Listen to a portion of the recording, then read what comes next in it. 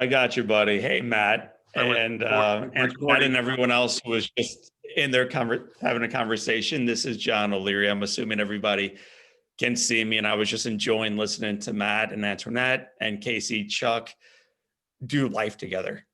And what we've always viewed this program as is not one directional from John downward or upward or left or right, but like the internal language just to really bring into our organization is we view this as like a campfire.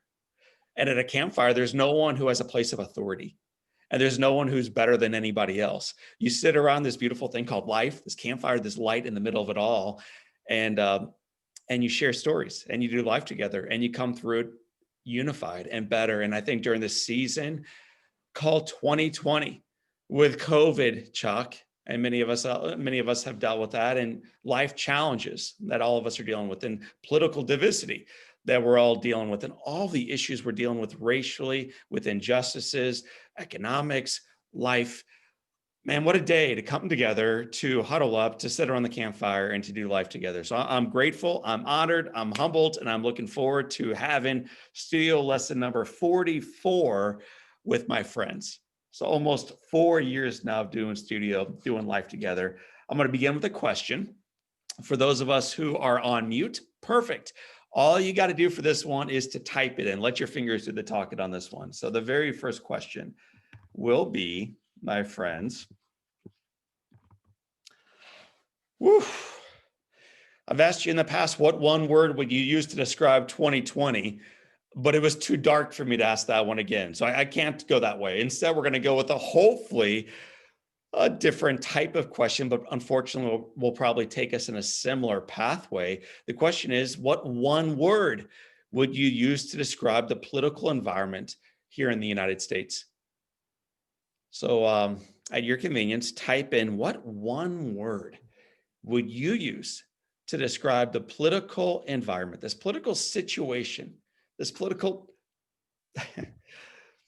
conversation that we're currently having in the United States. And I recognize some of us on this call are from other parts of the world. And when you look at our broader reach, we have in our podcast alone, individuals tuning in from more than 75 different countries. So I'm not only worried about the United States, but I think on this call, many of us are unified and divided by the fact that we live here in the United States. So let's start with this question. So John, and Cindy, I want to make sure that you go ahead, Matt. I just wanted to welcome. We have some, as most of you in studio members know, we invited you to invite a guest, and so we have a few guests on today as well. So I just wanted to honor them and thank them for taking time to come in to join us this month as well. Totally. So, hey, welcome to the campfire. You're at the right place. You're in the right seat. So we only ask today that you enjoy it and that you participate. So here are some of the words that I'm seeing from those who are already participating. Amy, I think you're going to have a lot of people saying amen, but Amy wrote down divided. Jan, divisive. Mary Beth, divisive. Linda, I like this one. Frustrating. Rana, overheated. Yes, indeed. Mikkel, O'Leary, I love the last name. Chaos.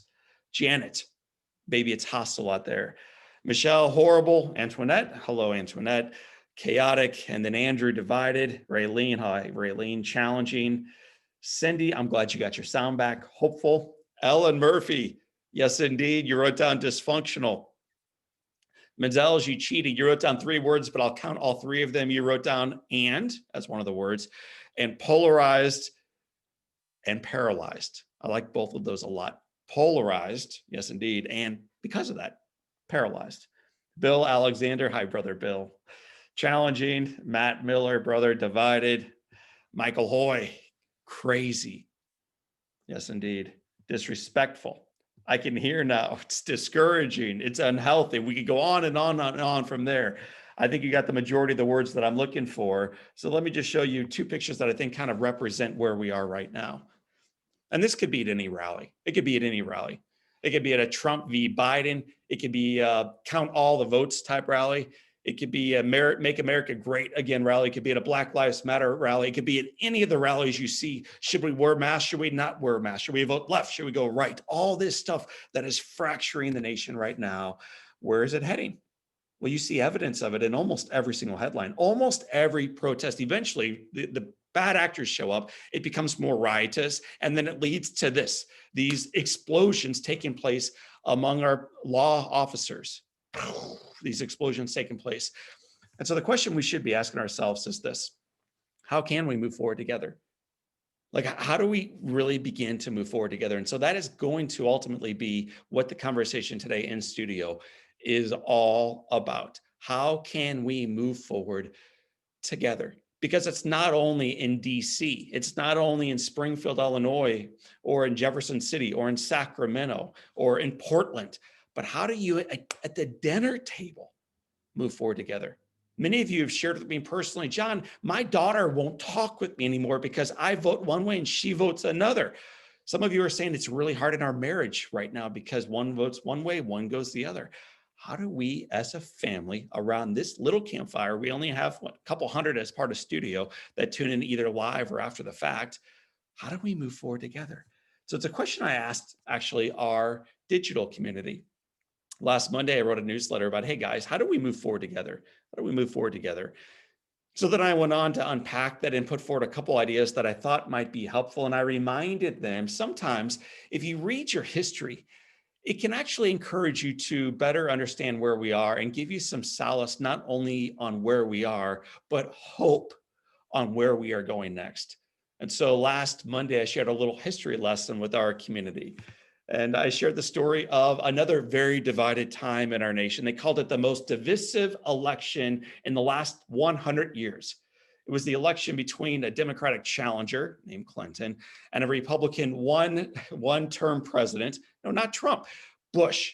That was who this divided election was between. Wildly divisive. They used the word many times, if you go back through the headlines, unprecedented.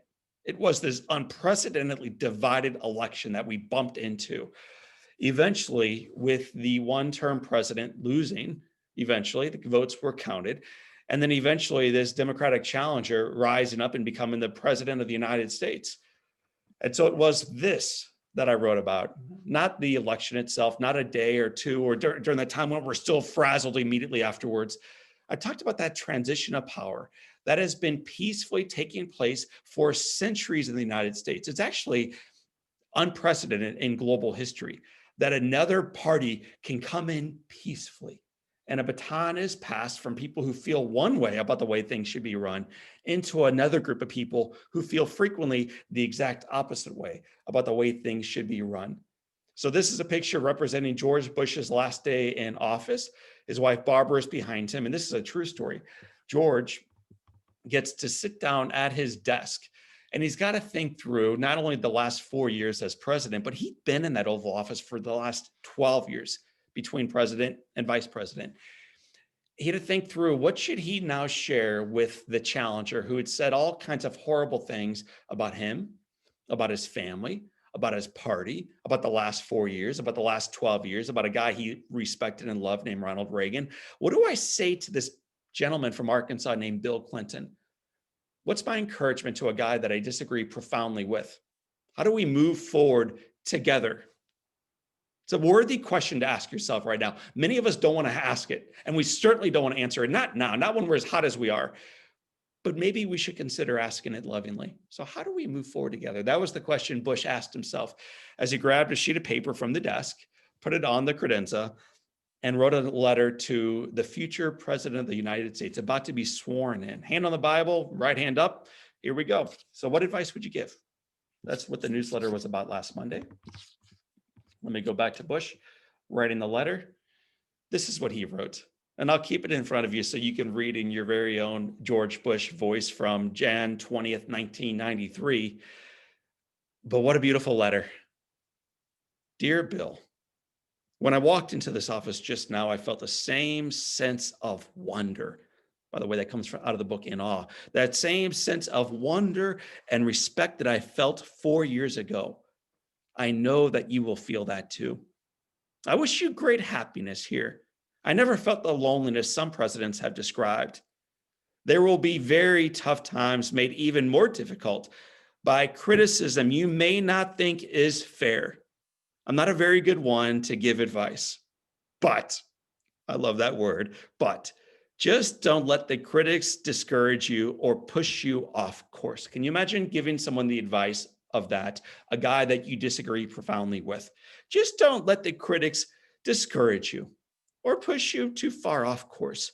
You will be, look what words underlined, leaders, you will be our president when you read this note. I wish you well. I wish your family well. Your success is now our country's success. And I love this last sentence. I am rooting hard for you. Good luck, George. I mean, I have goosebumps. I've read that letter 50 times in preparing for today, in writing about it last week, and sharing responses to some of the feedback that we received through all the social media platforms that we are on, and discussing that even with family members who voted the same as I did a couple of weeks ago, and family members who voted very differently than I did just a couple of weeks ago. So I've gone through that letter several times, and every time I go through it, I am moved deeply by the encouragement, the advice, and the wisdom from a guy that you may not have seen eye to eye with way back in 1988 or when he passed the baton in 1993. But I think he's got some wisdom to share with where we are in 2020 and where we are going next in 2021. So that's what I wrote about last week. I put this thing on social media. It's hard to get too bothered by what I wrote. I mean, how do you hate that letter? How can you possibly hate that letter? So let's see what our friends on social media feel about John O'Leary and that letter. So that's kind of what it looked like. It went out on all the streams. As you see, 16,000 or so people engaged with it. 64 comments. Don't worry, don't turn me off yet. I won't read all 64 comments, but I do want to share the comments that got the most traction because they had one thing in common. They all disagreed with me. The comments with 30 or 6 or 11 shares below it, all of them had one thing in common. They disagreed with John. They used the word, hey, thanks for that idea, but, John, but it was an unfair election. But dead people by the droves were voting. But they were unfair to us 4 years ago. But it does not matter which side of the aisle they were choosing to hang out with. They were completely disparaging of this idea that we should give grace to Donald Trump, or that we should give grace to the new president-elect, maybe Joe Biden. They don't like that idea at all. And so they began the correspondence with me with the word, but. Good idea, John, but. And what's most upsetting in some regards about that is those who acknowledge those comments with the hearts and the thumbs up and the smiley faces in agreement. Yeah, we like John. He's a nice guy. He smiles a lot. We can agree with that, but not after a presidential election. But not when someone we didn't not vote for wins. But not when they treated us poorly now or when they treated us poorly 4 years ago. So depending on our perspective into this election, it influences dramatically and directly what we recognize as truth historically looking backward, where we think we are right now, and what we think is possible going forward. But. So how do we put that word to sleep? How do we come forward together? How do we embrace the realities of our life right now? Yes, indeed. How do we count the votes? How do we make sure the election is honestly fair? And how do we ensure that each future one is fair too? All this stuff should be a critical part of what we are doing right now as a nation. But, studio, we should also be having a conversation. How do we go for it now together as one, unified? That's what I'm concerned about. That's what I'm really aware of right now. And as you're looking straight at my face, you're probably seeing some passion. In Missouri, I have a senator that I may or may not have voted for, and they arrested someone last week who was driving from Utah to assassinate her. So if you think, well, John, this is just Thanksgiving conversation, man, it's not that big of a deal. But it actually really is a big deal, because it is putting people on the fringes to an area where they move even farther toward the fringes of feeling completely disenfranchised with how their life is and where they are going next. And there are a lot of people giving them thumbs up saying, right on, you have every right to be furious right now, every right to be angry, every right to hate Bush or Clinton or Gore or anybody else you want to hate. You have every right to do that, man, in this land that we currently live in. But do we? Because I think we know where this is going to lead us to. We heard about what happened in Missouri, this guy driving to assassinate a senator here. And we yawn at it. We read about what happened in Michigan 5 weeks ago, where a group of militia were going to arrest, try, and murder the sitting governor for a state. And we yawn. My friends, this is not the kind of stuff that you should turn the page on. It's the kind of stuff we should wake up and say, what is going on here? And how do we push back against this to make sure, yes, indeed, we don't respond to posts around love and grace with the word but the word yes and. Yes, man, this is important stuff we get to do together. So this is an important conversation. I hope you're feeling it in my voice, because it speaks to not only what's taking place nationally and locally, but in our bedrooms, at our coffee lounges, in our homes, in our families, certainly in social media. We have an opportunity now to uncross our arms, open a little bit more wide our hearts. And there are no buts in this room today. So here we go. But I did receive a couple posts of acknowledgement saying, John, we agree with you. And I want to share with you a few of them right now, because it's going to lead us into where we are going next. One of the comments that came in was this: John, make every effort to keep the unity of the Spirit through the bond of peace. I like that a lot, so I shared it with you today. And then I like this one. I didn't know what it said at first. I don't know how your Hebrew is. I struggle with English, so I had to look this one up. But if I translated this appropriately, it means this. It's a beautiful word for those of my brothers and sisters on this call, or maybe tuning in later on, who are Jewish. Shalom. That's a great word. And for those who know it, you can probably unpack it even better than I, but let me share with you for the most, when you do a thesaurus search on shalom, it means a lot of really beautiful unifying words, but a few of them include these: completeness. Oh, that's good. Wholeness. Oh man, during 2020, we could use that. Perfection. During a divided time, during an election that was not perfect in so many regards, we could use a little shalom. Wellness. During a year last year, where 1.6 million Americans attempted suicide and claimed that one of the reasons is because of the pandemic of loneliness. Can you imagine what those stats are going to indicate during 2020, when we are doing life in many regards completely on our own, when the divisions are growing, when the angst is mounting, when the anger, we could just feel it in our hearts and in our shoulders, and we're tight all the time. We can barely stand the way things are trending. Shalom. Wellness. And then that final word, peace. Peace. Peace. So brothers and sisters, as part of this call today, I offer you shalom. It is a hello. It is a goodbye. And it's ultimately the core of this journey forward as we talk about judging life through the proper lens, We're going to define judge briefly, and then I'm going to give you a few ways that we can make sure we do this thing appropriately, regardless of how you voted. And by the way, if you've learned anything about Studio, we don't really care how you voted. No offense. I don't really care where you worship. No offense. I'm passionate about my politics and I'm passionate about my faith, but I'm passionate enough to meet you where you are in yours. That's one of the underlying values of what we're about here in Studio. We love you where you are, and we ask that you love us where we are as well. Shalom, shalom. So what are some of the definitions of judge? One, it's one who makes judgments such as, and they give us four, a political official authorized to decide questions brought before a court, a judge. It's one appointed to decide in a contest or in a competition, like an umpire. One who gives an authoritative opinion, a critic. What this device has allowed you and me to do, wherever we are, is with the limited information we have from the one perspective we frequently tune into, we become the judge and the jury on the matter. And then we share. And then we share our judgment. My friends, I want to make sure that that judgment that we are sharing is not just a critique or criticism or a negative bend, but truth, but heart, but shalom. So I'm going to ask a question right now, and my friend Matt is going to call on a couple of you to unmute yourself and to share with us your answer to this question. But the question is, how can judging someone else, something else, or a group of others be destructive? So Matt, I'm going to have you point to 3 people and they're going to answer the question, how can judging someone else or something else become destructive? Pick on a couple of us, Matthew.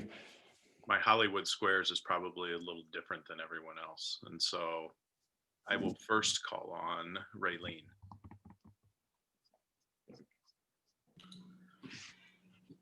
The first thing that came to my mind is just judging leads to disconnection, and healing has to happen in connection. When we judge, we cut it off. Thank you, Raylene. One of our norms in our meetings is the word terse, and you were very terse in your answer. So thank you for that. How about right below on my screen is a guy with a questionable last name, Michael.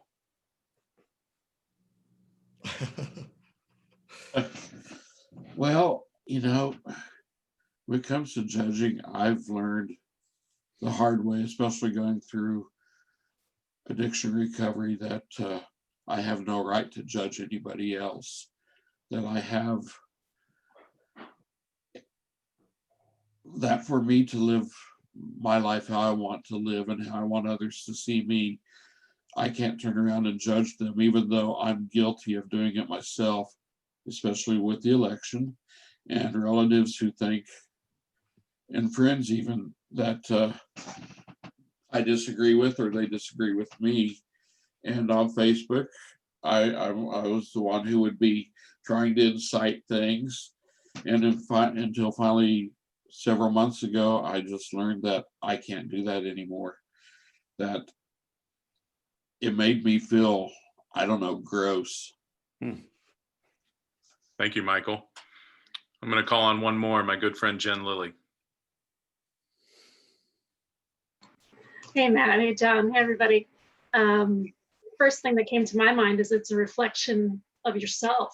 So you're putting yourself out there, and that's probably not a good projection of yourself. But so it's hurting you, and it's hurting the person that you are critiquing and judging. So it's bad in 2 regards. Thank you, Jen. And I just want to compliment Jen. She invited her parents today, so they are in studio with us. So I think that's super cool. So back to you, Jo. Hi, Mr. and Mrs. Jen Lewis's mom and dad. We're delighted to have you join us. Jen Lilly, yeah. So don't be shocked if you get called on later on. Matt Miller is known. He's an old educator. He's an Iowa farm boy who became an educator, became a principal, became a board member of our organization, and then became the coach of our entire coaching organization. So if I know anything about Matt, it is he is unafraid of putting people on the spot. So Jen's mom and dad, get ready to be put on the spot here, possibly later on. So stay tuned, stay on edge. Here we go. We're going to move forward though together, my friends. So thank you all for sharing, for your beautiful answers. And they were truly beautiful. I'm going to give you today, in the 33 or so minutes that we have left, 4 ideas of how you can judge. I'm going to use that word very lovingly, judge through the proper lens. One is to just be the hall monitor. So I'll unpack these one by one as we go through these today. Secondly is to be love. Third is to have compassion, which is a layer of love. And the fourth is to stretch your boundaries. This might be your homework assignment. So we're going to get through at least 3 of these today, but we're going to begin with number 1, which is to become the hall monitor. I mentioned a moment ago that Matt Miller used to teach some school-age kids. And I always found they either found like a cool teacher between classes, or the kid that was always doing the right thing to be the hall monitor, They're the ones that made sure you didn't talk, you stood in line, you didn't run, don't run, O'Leary. Jackie goes in the locker, O'Leary. They're the ones that kept your walk in the straight line going forward into life. So my question, just to internalize for a moment, who's your hall monitor today? Who's your hall monitor? Don't answer it aloud, don't type it in, but be real about yourself. Who's your hall monitor? Who's the one reminding you, don't run? Hang your jacket up. It's a quiet period. Please don't speak. Tune into all the sources, not just our dear friends on the left or our dear friends on the right, not just the podcast that you really love and you feel connection to, but those that challenge your beliefs. Who's your hall monitor today? And of course, if we're honest about it, it's us. How successfully we manage that, the hall of our lives, that's up for grabs. So I wanted to share with you a video that I think will challenge us to become the best hall monitor possible. So here we go. Be the hall monitor. Stephen Covey, who's a guy that since I've been on this leadership journey, a guy that I've always really respected, wrote, but until a person can say deeply and honestly as the hall monitor of their life that I am what I am today because of the choices I made yesterday, that person cannot say, and today I choose otherwise. Today I choose otherwise. So I'm going to provide a little exercise where you and I are going to be the hall monitor of our lives just for a moment. And I would imagine all of you recognize this good looking man from the UK up there. That is our brother Simon. I'm going to play for you a video of Simon in action. I don't know a better judge, in quotes, in the world than Simon. He shares it on his face. He lets you know exactly what he's thinking as the hall monitor. And then he usually shares it in his quips immediately afterwards. So I'm going to play for you one of my favorite Britain's Got Talent episodes. I thought about sharing Susan Boyle and the dream that she had, and it's one of my favorites. But I'm going to go in a direction that may be a video you have not seen in the past. And as I get ready to hit play on this, pay attention to the hall monitor of your life. Pay attention to your judgments. Pay attention to what you're thinking about this person. Pay attention to how you feel at his mouth, at the way he speaks. He seems a little uneducated. Like, pay attention to all the limiting beliefs you're having about him, about this person. And then as the hall monitor, pay attention to those in the crowd like Simon and the audience and what they also think about this person. And then pay attention to whether or not you are right or not. Okay, hall monitor. So here we go.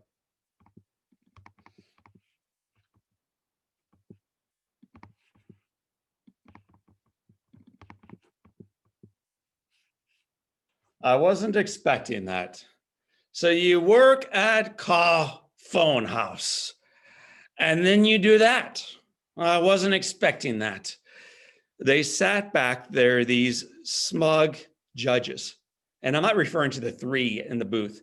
Do you see the audience judging this man who clearly struggled with confidence, clearly struggled with belief, but had the audacity to stand where few of them would, in the middle of that stage, put his arms out there and say, baby, this is the voice that I have to share. This is the song that I want to lift high. What a gift to be that bold, to not worry about the judgments of others. But we, in order to do so, must recognize that we are the hall monitor, that we get to determine how we perceive those around us, including the reflection in the mirror. So leaders, friends, fans now of Paul Potts, this beautiful voice and that beautiful heart that let that out. We continue forward now with two questions just to reflect on for a moment. We're not going to have you share this one. I'm not going to have Miller call on you right now, so don't worry, but I do encourage you to write it down, or if you're so bold, to type it in. But what steps do you take to, what steps do I take, and that's you, internal dialogue do I have, or techniques that I utilize to strive to be less judgmental of others? I'd like you to type that in right now. What steps do I take? What internal dialogue do I have? Or what techniques do I utilize to be less judgmental of others?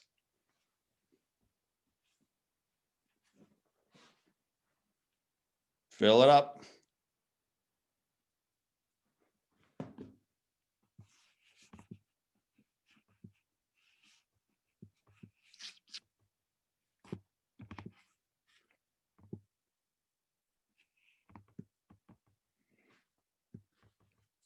I'll read maybe 4 of them right now, and for everybody else, just keep them coming in.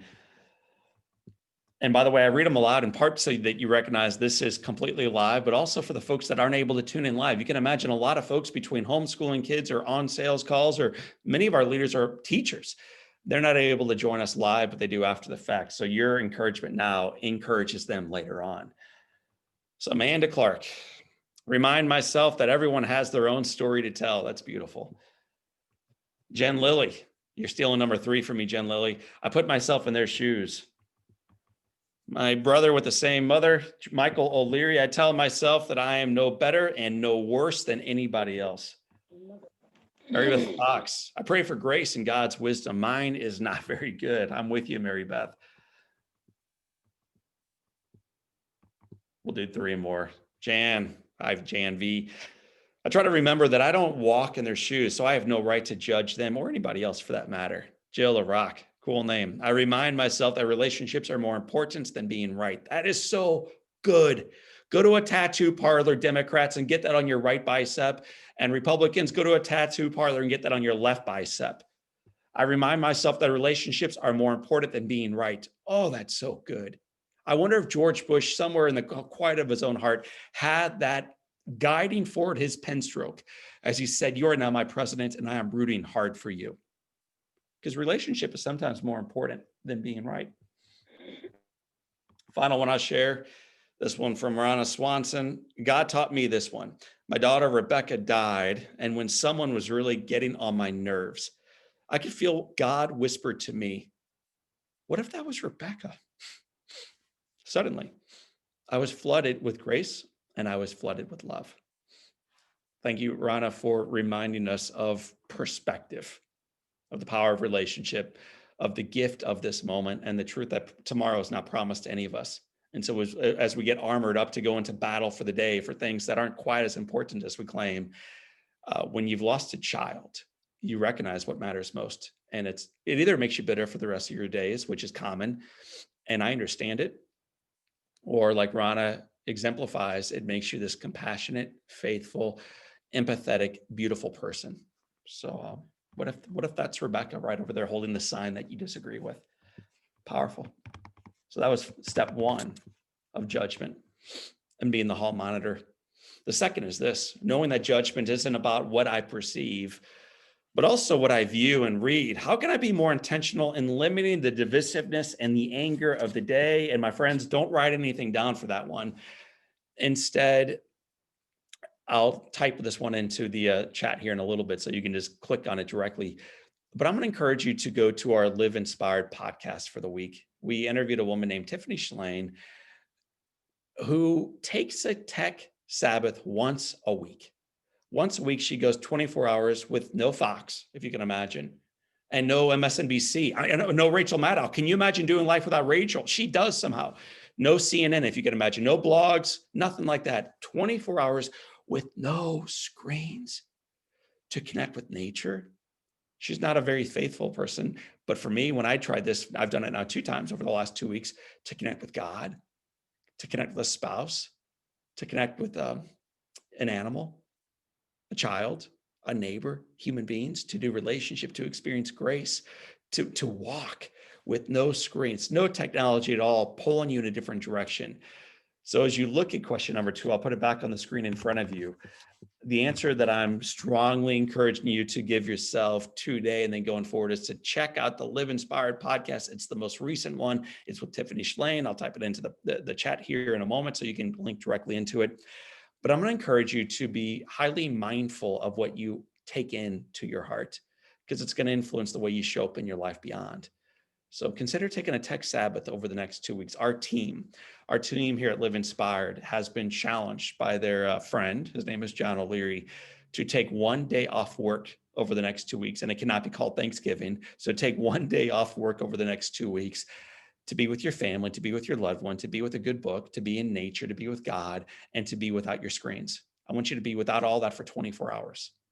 That's their homework assignment, but it's also our studio. So that's the first step along the journey. I told you today there were going to be 4. We'd only have time for 3 of them. The second one is to be love. It's one of my favorite ones, to be love. You will be participating, by the way, in this one here in a moment, but I wanted to share with you another post that I received from our friends on social media. This is one of my favorite posts that I've received in quite a while. I'm one of the weird kind of dudes who likes the hate mail more than the fan mail. We get a lot of fan mail. I'm really incredibly grateful for it. I love it. It touches my heart, and it's why I work. But really, if you want to get a response from me, like really, lead in with the kind of comment that this fella did. John, I am done with your sanctimonious BS. That will get a response from me. That will ignite something underneath me. I'm quietly, and I only realize this when we have like projects at work or when I'm playing basketball with the kids, I'm quietly a very motivated guy, very driven actually.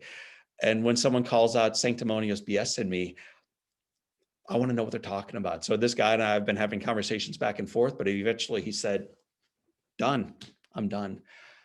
So the sanctimonious BS was that post we wrote about George Bush, that sanctimonious BS around at some point gracefully extending shalom to someone that you don't have to necessarily agree with, someone that you don't even necessarily need to invite over for Thanksgiving dinner, but someone at the end of the day, you got to recognize, I got to figure this out because we're doing life together, man. We're doing life together. You can't build a wall tall enough to keep that person out. So you can call it sanctimonious BS, but I think it's critical grace. It's critical doing life relationally. Raylene spoke about it a moment ago, healing. And the only way to ultimately heal is to do life with one another. You got to be in relationship. You got to be in relationship. So I countered that person with a quote card that I'm going to put in front of you here in a moment. And it's one of my absolute favorite quote cards as I'm dealing with sanctimonious BS in my life and you are in yours. It's at the bottom of that page. You can see it. Love is patient. Love is kind. Let's unpack the rest. It does not envy. It does not boast. Love is not proud. Love does not dishonor others. It is not sanctimonious BS, in other words. It does not dishonor others. It is not self-seeking. It is not easily angered. It keeps no records of wrongs. Love does not delight in evil, but love rejoices with the truth. And get ready for the strong finish. Love always trusts. Love always hopes. Love always perseveres. Love never fails. Love always wins. Love always wins. Thank you, Paul, for that. It's a reading that it hangs up in my office at my home. It's also in our living room at home. And it's also in our bedroom at home. Why in the world would you have that line from Corinthians all over the house, man? There's a whole lot of reasons why it's all over my house. Number one is because I need the reminder. When someone types in, hey, John, knock it off with the sanctimonious BS, I'm ready to fight. And then I need to look up for St. Paul's advice. Oh, that's right. I need to be love right now when I really don't want to be love. I just need to be love. When my wife says something that gets under my nerves, oh, that's right. I need to be love right now. When my kids drive me crazy, I need to be love right now. When Matt Miller says something that I completely disagree with politically, oh, that's right. I need to be love right now. I need to be love right now. And my reminder to us is, so do you. So that's part of the reason why it hangs on all my walls in my household. But there's another reason, because I heard it on my rehearsal dinner. My dad, who is my hero, and even in saying his voice, he fell 3 times over the weekend. So my dad is struggling big time today. We're trying to get him in to see a doctor. He's in incredible pain as you and I are talking about life. He's really struggling right now. And I still love him, and he still loves life. And the day before I got married, he stood in front of a few of his family and friends and his future daughter-in-law, Beth, and in front of his son, John. And he shared with me a poem that he said he wrote. He said, John, I wrote a poem for you and your future wife, Beth. I wanted to share it with you tonight. So I'm going to share with you the poem that my father wrote to his future daughter-in-law. Let me get it back on the screen, and to his son. So I'm going to share it with you, and then I'm going to invite you to write your very own poem today. Okay, here we go. This is the poem that my dad wrote for and delivered without looking down at his notes on November 21st, the day before we got married. This is my dad's poem. I hope you all like it. He called it Beth. That's not it. This is the poem that he wrote. He said this aloud. He said, Beth is patient. Beth is kind. Beth does not envy. Beth does not boast. He looked at her the entire time he recited his poem that he wrote. What a beautiful poem he wrote. He kept going. Beth is not proud. Beth does not dishonor others. Beth is not self-seeking. Beth is not easily angered. I wonder about that sometimes. Beth keeps no wonders of wrongs. Beth does not delight in evil. Beth rejoices with the truth. Beth always protects. Beth Beth always trusts. Beth always hopes. Beth always perseveres. Beth never fails. What a great poem that my dad shared with his future daughter-in-law and her fiance the day before they were to get married together. What a beautiful poem. What a beautiful calling. What a beautiful invitation for all of us in our lives. My friends, in your own life, who best represents that poem? I'm going to put it back up there in front of you right now. But there's so much division right now in our families. I don't like Chuck because he voted the wrong way, and I don't like Matt because he voted the wrong way. And Raylene, I like her, but she goes to the wrong church. And all this nonsense and garbage. When you're sitting at the well with human beings, regardless of where they've been or how they've shown up in the past, and you're now putting your arm around them and you're doing life with them, who best represents this beautiful poem in your life? And I'd like you on a piece of paper next to you right now to put the title of that person on the top of that poem. And I'm just going to give you a moment, because I know if I don't, we won't get back to it later on today. But this is the poem that hangs in our bedroom. I'll go back one just so you can see it from our perspective. But this is the poem that hangs in our bedroom. I'd like you to write one to someone today. It could be a loved one, it could be a teacher, it could be a partner, a spouse, a child, a parent, a pastor or a rabbi, a neighbor. Michael mentioned, John, I'm in recovery. I learned a lot about judgment there. Maybe it's someone in your recovery group. And for those of us still struggling, maybe the word you need to write in there is your own name. And maybe it's not something you live into perfectly, but it's something you strive toward. So I'm going to just be quiet here for a moment. I'm going to give you about 60 seconds to write your poem. This is Denny O'Leary's exercise. I hope you enjoy today, as my dad is living the best life that he can right now.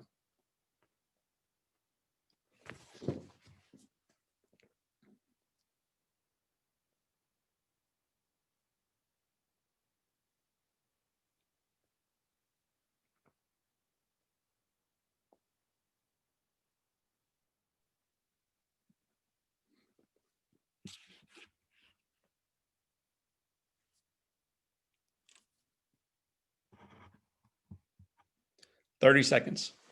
If you haven't started writing, now is a lovely time to grab that pen, piece of paper, cocktail napkin, back of the cover of the book on fire, whatever you need to write on, grab it. Celebrate somebody, celebrate their life and their love.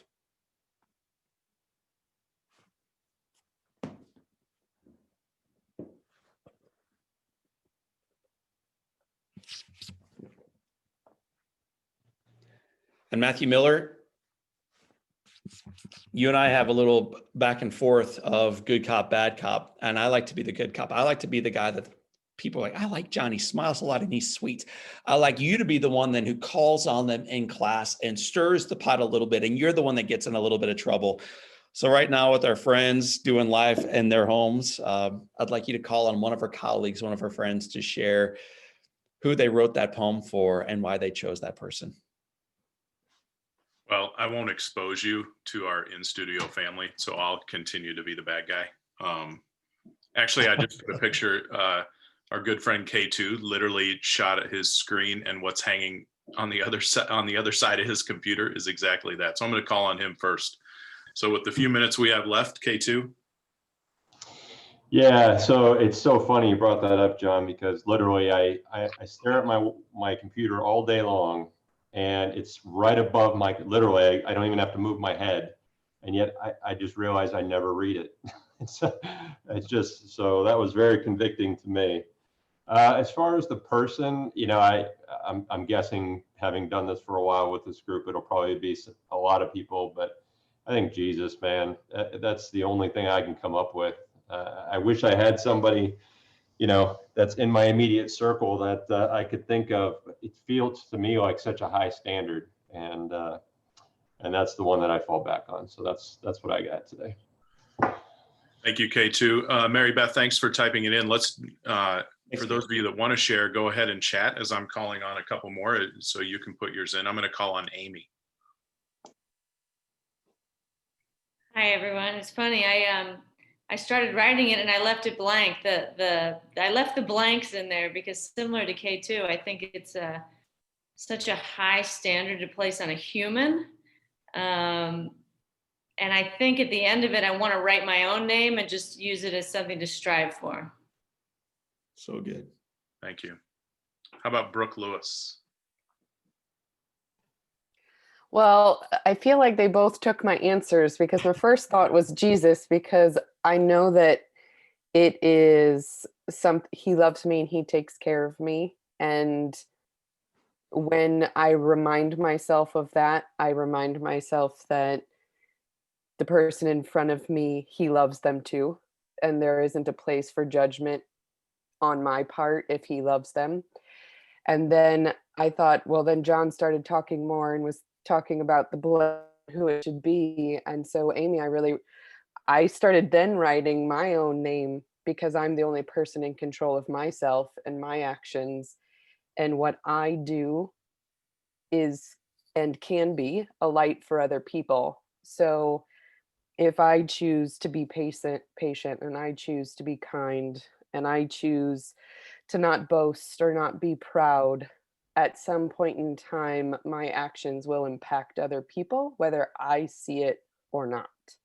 So I had Jesus first and then myself second. So Thank you, Brooke. You know, one of the Mhm. things we remind people a lot in our coaching program is exactly what you just talked about, which is staying in your circle and staying in your circle of what you have control over. And you explain that beautifully. I'm going to call on one more real quick before I turn it back to Jo. How about Michael Hoy? You know, this is an interesting one because I'm likely to have two, but one I'm going to bring up is my aunt, Sister Margaret Rose. Her given name in the convent was Sister Thomasita because she was doubting a lot of things. And over time, she spent 50 years teaching in a parochial school in Chicago, and then moved on to do in-house visitors to the homebound in West Texas for another 5 years. Driving around the other sister because the other sister didn't have a driver's license. So just the giving and embodiment of trusting in Jesus to guide her is the one that what I put down for my name. Thank you. Thank you, Michael. Back to you, Jo. Thank you, Michael. And for everybody else who shared, like, honestly, I think I built in entirely too much content because what we should have done is just opened up with this exercise, had you fill it in, and then spend 56 minutes unpacking who that person is for you for the first half, and then 30 minutes discussing how we can become more like that person. Because that is the calling. That is the calling. Do we do it perfectly? No, I don't. Not the side of eternity, but what a worthy thing to strive toward. And so with that being said, we got about 7 minutes left to land this plane. I know we're not going to land it perfectly, but we're going to land it with a little bit of love, a little bit of grace, and a little bit of compassion. So please buckle up, put your oxygen mask on yourself first before assisting those around you. And here we go. I love this exercise. Please do K2, get it off the top of the screen and just put it on, tape it in front of the screen, man. Don't go a day without reading those words and trying to live into those words. So we talked about the hall monitor. We've talked about being love. We've acknowledged people around us who model this and the call in our own lives to be like that. And then the third and the final one we'll discuss today is to have compassion. I did a word cloud with a group of educators a couple of years ago, and I had them pick one word that best for them described compassion. And these were all the words, they picked compassion, they picked compassionate, but it's these words that kind of funneled down if you're looking at the screen right now: empathy and connect, and then feelings. And then there's three more that I wanted to call out for you as you go all the way to the bottom of that heart: relationship. Raylene, you called this out. You can't heal without relationship. Relationship. Empathy again, and then to really hear someone. So I'm going to share with you a final story, give you a final exercise, and then send you off to do good things for this weekend and going forward toward your Thanksgiving holiday season. But this is a little boy that I got to meet in New York. Oh gosh, man, probably 4 years ago now.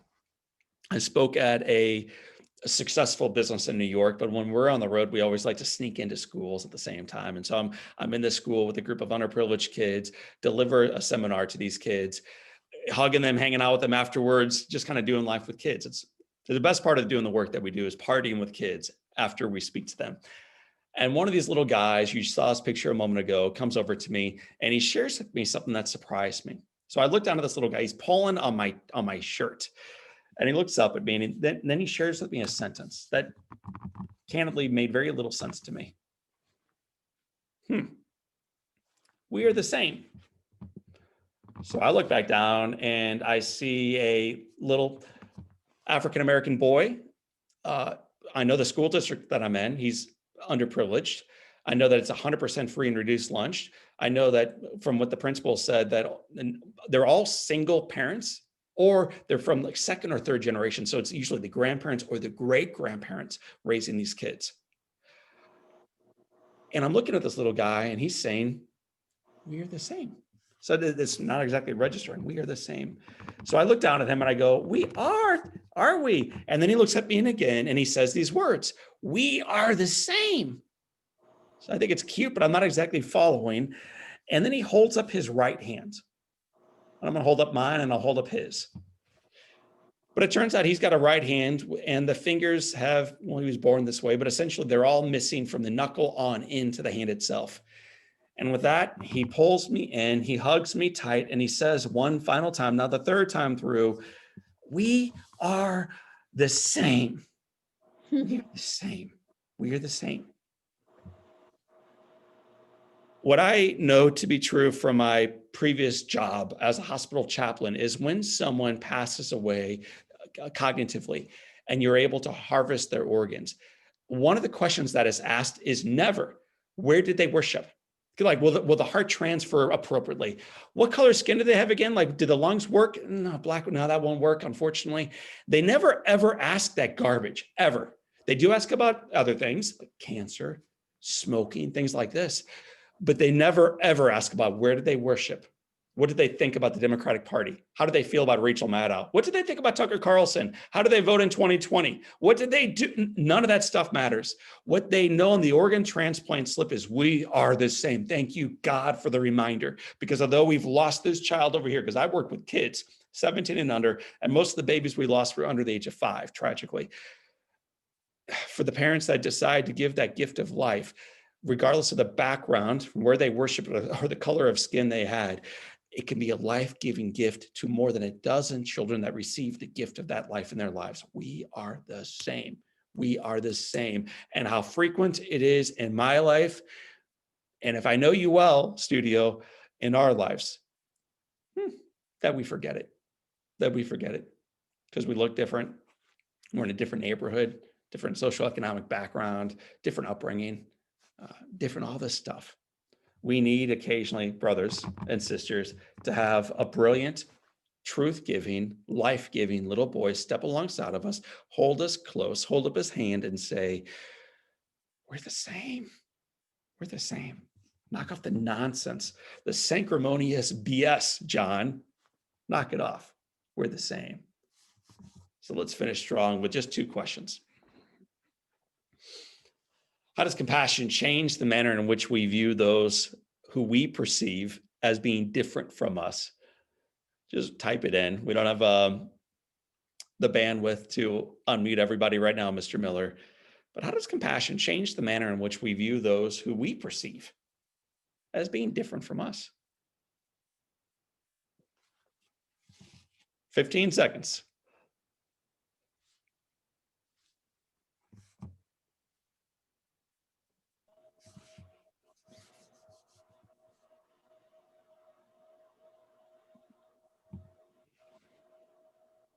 And now let's put this into action.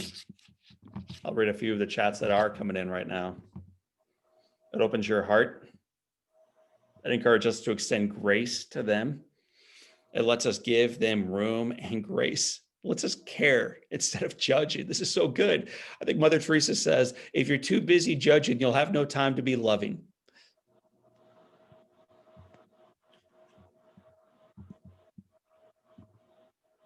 It makes us look at our own faults. That's so good. Thank Thank you, Cindy. I'm glad your sound is on because I needed that response. It makes us look at our own faults. The final one I'll share right now from Janet. It makes us more accepting.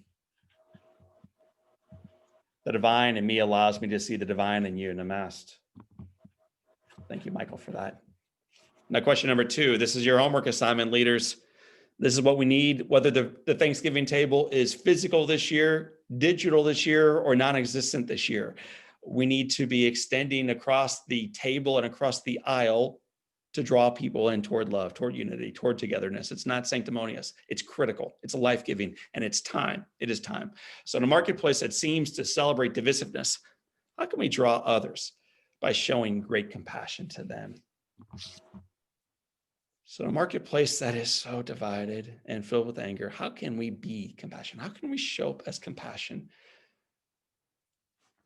I want you to be as tactical as possible. And Mr. Miller, I'm going to let you call out people as you take it to the finish line. As Matt knows, I have a live presentation that starts in exactly 23, not 22 seconds. So Leary's going to step off stage right here in a moment.